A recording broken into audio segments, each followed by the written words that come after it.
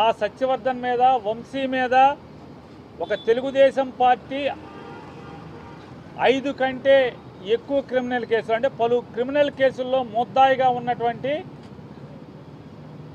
ఫణికుమార్ అనేటువంటి ఒక తెలుగుదేశం పార్టీ కరడుగట్టిన కార్యకర్తతో ఫిర్యాదు తీసుకుని ఆ ఫిర్యాదు మేరకు కోర్టుల్ని, పోలీసుల్ని తప్పుదోవ పట్టించారని చెప్పని సత్యవర్ధన్ మీద, వంశీ గారి మీద ఎఫ్ఐఆర్ కడతారు.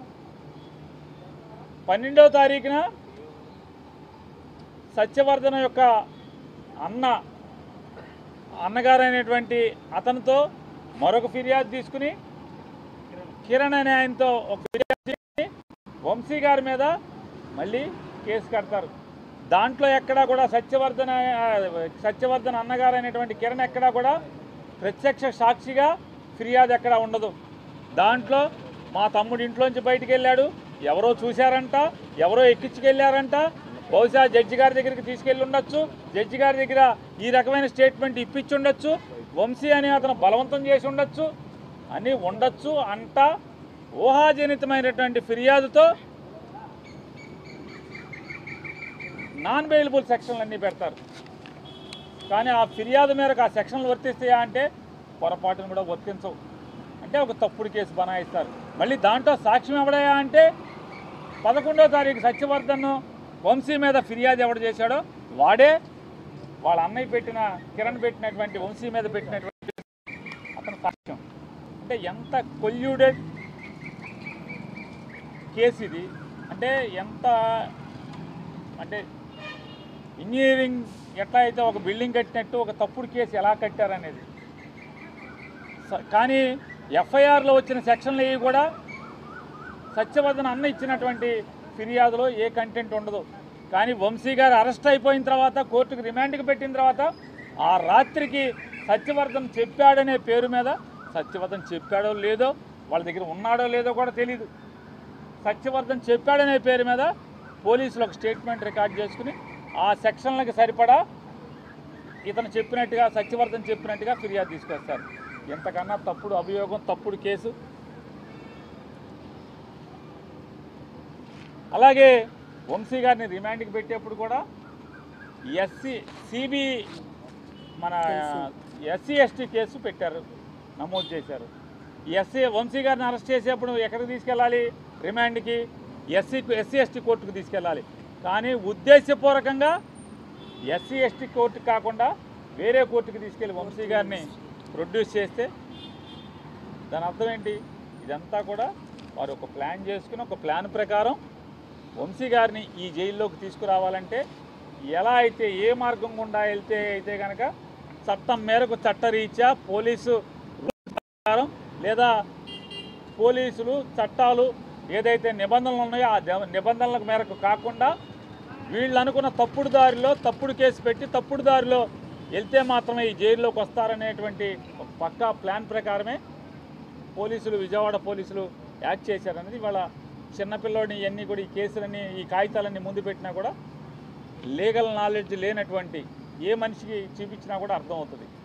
ఖచ్చితంగా వీటన్నిటినీ కూడా వంశీ గారి కుటుంబం కోర్టుల్లో ఛాలెంజ్ చేయబోతున్నారు.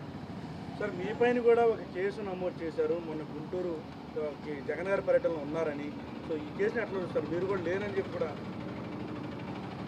మొన్న గుంటూరు మిర్చియాటికి జగన్మోహన్ రెడ్డి గారు పర్యటనకి, అంటే రైతుల్ని పరామర్శించి రైతుల్ని యొక్క స్థితిగతులు తెలుసుకుని వాటన్నిటిని ప్రభుత్వానికి తెలియజెప్పడం కోసం ఆయన వెళ్ళిన దాంట్లో ఆ రోజు నేను మచిలీపట్నంలో ఉన్నాను.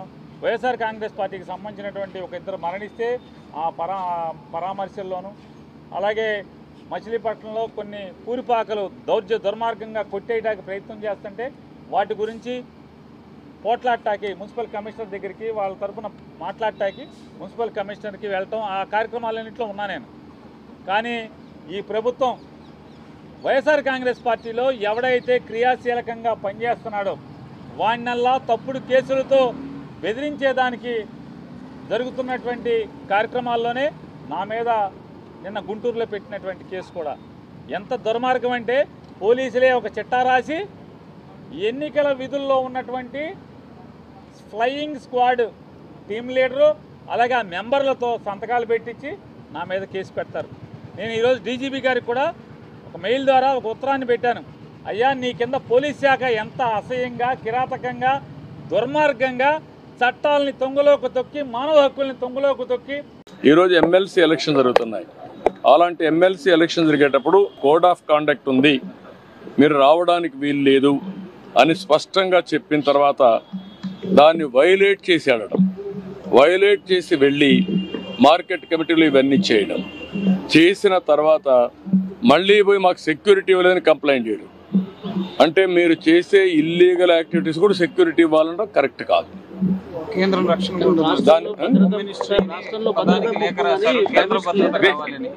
దిస్ ఈజ్ వేర్ నేను అనేది అంటే ఎప్పుడు కూడా రాజకీయ పార్టీల్లో ఉండే నాయకులం ప్రజాస్వామ్యయుతంగా ప్రవర్తించాలి. ప్రజాస్వామ్యంగా ప్రవర్తించకుండా హై హ్యాండెడ్గా రౌడీజాలు చేస్తామంటే అది కరెక్ట్ కాదు. ఒకసారి నేను అడుగుతున్న, రాష్ట్రంలో ఉండే ప్రజలందరూ అర్థం చేసుకోవాల్సిన అవసరం ఉంది. ఎన్నికల కమిషన్ చెప్పింది నేను చెప్పలా. ఎన్నికల కమిషన్ తెలుగుదేశం పార్టీ ఎన్డీఏ కాదు, స్వయం ప్రతిపత్తి కలిగిన వ్యవస్థ. అది అన్ని రాజకీయ పార్టీలను రెగ్యులేట్ చేసే వ్యవస్థ. వాళ్ళ మీద నమ్మకం ఉంటే మీరు పోకుండా అవాయిడ్ చేయాలి. మీరు వెళ్ళినప్పుడు అది ఇల్లీగల్ అవుతుంది. మీరు ఇల్లీగల్ యాక్టివిటీకి పోలీస్ ప్రొటెక్షన్ ఇవ్వడం ఎక్కడన్నా మనం చూసామా? మీరు అడగడం ఏంటి? నువ్వు పోయిందే హై హ్యాండెడ్గా ఇల్లీగల్ యాక్టివిటీ చేసినప్పుడు నాకు పోలీసులు కూడా రావాలన్నా వెనకాలంటే రేపు రాబోయే రోజు నువ్వు నేరాలు చేస్తానంటే పోలీసులు చూస్తూ మీ దగ్గర రావాలన్నా? ఇది కరెక్ట్ అప్రోచ్ కాదు. ఇది నాకు సంబంధించిన విషయం కాదు, ఎన్నికల కమిషన్ విషయం. కానీ వచ్చింది కాబట్టి చెప్పాల్సి వస్తూ ఉంది. ఇది ప్రజాస్వామ్యాన్ని చాలా చూశాను. ఇలాంటి రాజకీయ నాయకుల్ని, ఇలాంటి రాజకీయ పార్టీలను ఎప్పుడు చూడలేదు. అవన్నీ నేను చీప్గా నేను మాట్లాడను. అంటే బాధ్యత లేకుండా వెళ్ళడం. ఏదైతే మీరు ఒకసారి చూస్తే కోడ్ ఆఫ్ కాండక్ట్ ఉంది.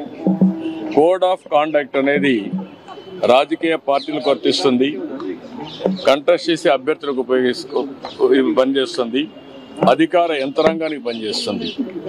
కానీ విచిత్ర వాదన, మేము మాత్రం మాకు కోడ్ ఆఫ్ కాండక్ట్ లేదు, మేము ఎక్కడికైనా పోతాం అని వైలేట్ చేసి ఒకసారి ఎలక్షన్ కమిషన్ ఆర్డర్ ఇచ్చిన తర్వాత మీరు రావడానికి వీలు లేదంటే ప్రజాస్వామ్యం నిలిపేయాలి.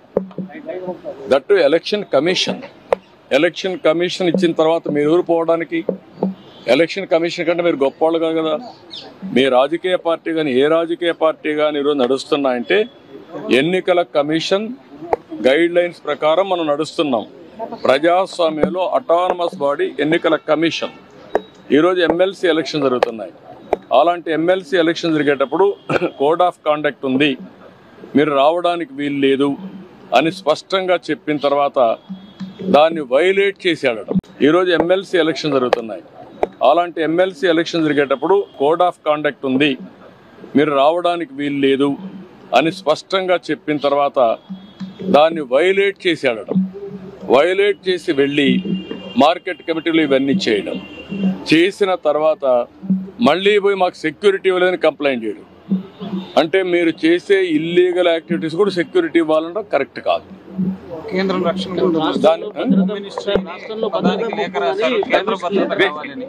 దిస్ ఈజ్ వేర్ నేను అనేది అంటే ఎప్పుడు కూడా రాజకీయ పార్టీల్లో ఉండే నాయకులం ప్రజాస్వామ్యయుతంగా ప్రవర్తించాలి. ప్రజాస్వామ్యంగా ప్రవర్తించకుండా హై హ్యాండెడ్గా రౌడీజాలు చేస్తామంటే అది కరెక్ట్ కాదు. ఒకసారి నేను అడుగుతున్న, రాష్ట్రంలో ఉండే ప్రజలందరూ అర్థం చేసుకోవాల్సిన అవసరం ఉంది. ఎన్నికల కమిషన్ చెప్పింది నేను చెప్పలా. ఎన్నికల కమిషన్ తెలుగుదేశం పార్టీ ఎన్డీఏ కాదు, స్వయం ప్రతిపత్తి కలిగిన వ్యవస్థ. అది అన్ని రాజకీయ పార్టీలను రెగ్యులేట్ చేసే వ్యవస్థ. వాళ్ళ మీద నమ్మకం ఉంటే మీరు పోకుండా అవాయిడ్ చేయాలి. మీరు వెళ్ళినప్పుడు అది ఇల్లీగల్ అవుతుంది. మీరు ఇల్లీగల్ యాక్టివిటీకి పోలీస్ ప్రొటెక్షన్ ఇవ్వడం ఎక్కడన్నా మనం చూసామా? మీరు అడగడం ఏంటి? నువ్వు పోయిందే హై హ్యాండెడ్గా ఇల్లీగల్ యాక్టివిటీ చేసినప్పుడు నాకు పోలీసులు కూడా రావాలన్నా వెనకాలంటే రేపు రాబోయే రోజు నువ్వు నేరాలు చేస్తానంటే పోలీసులు చూస్తూ మీ దగ్గర రావాలన్నా? ఇది కరెక్ట్ అప్రోచ్ కాదు. ఇది నాకు సంబంధించిన విషయం కాదు, ఎన్నికల కమిషన్ విషయం. కానీ వచ్చింది కాబట్టి చెప్పాల్సి వస్తూ ఉంది. ఇది ప్రజాస్వామ్యాన్ని చాలా చూశాను. ఇలాంటి రాజకీయ నాయకుల్ని, ఇలాంటి రాజకీయ పార్టీలను ఎప్పుడు చూడలేదు. అవన్నీ నేను చీప్గా నేను మాట్లాడను.